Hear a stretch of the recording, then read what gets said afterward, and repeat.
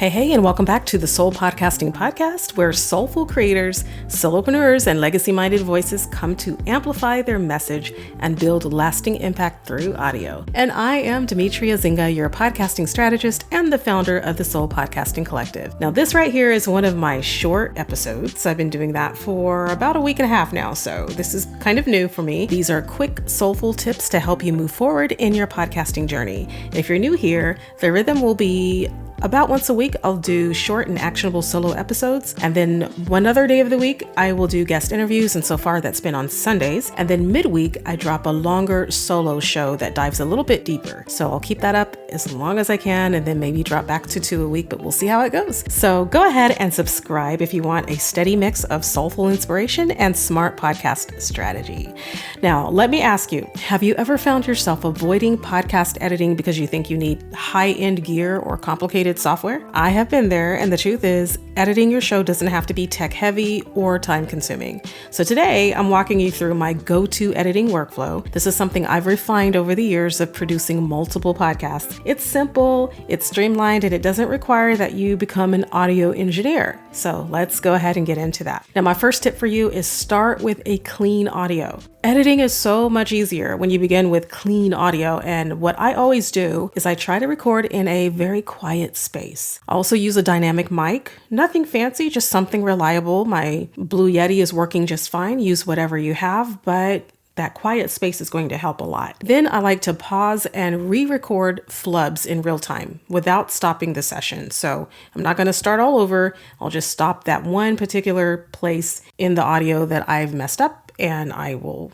pause, and I can see that when I go back to edit that there's this space where I haven't said anything, there's no sound wave, and I'll know that's where I'm going to start to edit out that particular piece. Then I try to stay mindful of my mic distance, where I am in relation to the microphone, so I'm not too far away like I am right now or too close like I am right now. So I try to stay midway so that I'm not sounding like I'm speaking through a pipe. And I also try to stay mindful of background noise because my family lives here and I'm in my home office, and there are going to be times when they need to use the kitchen and cook and clean and romp through the house. And so that does get into the background sometimes. And I just try to stay mindful of our schedules, our routines, and when we're using different parts of the house. So one mindset shift, which is recording with intention, cuts my editing time in half, really. And when you create a clean recording environment, you need way fewer edits on the back end.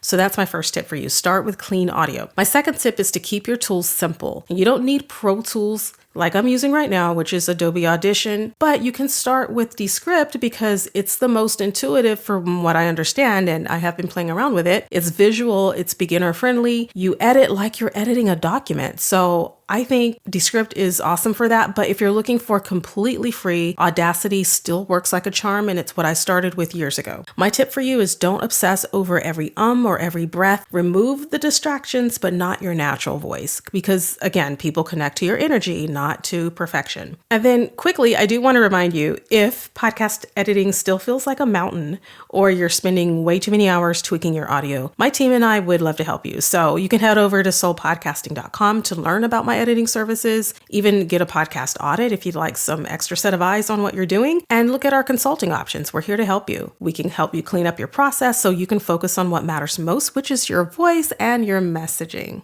My next tip for you is to use a repeatable workflow checklist. This is where I think the magic happens. We're going to have a special guest in a couple of weeks that will be sharing with us her workflow system. And she has a podcast project checklist that she'll be sharing with us. But this is what I do so far. I keep a simple 5-step checklist that I follow every single time I edit. And I also have a longer checklist that I've been using over the years, but I have kind of like narrowed that down to the most important things for editing my audios, which are to import the audio. That's the first step. And then the second is to clean up those big flubs and gaps where I'm not saying anything or where I've hiccuped or sneezed or whatever. whatever, just take those out. Then I drop in my branded intro and outro.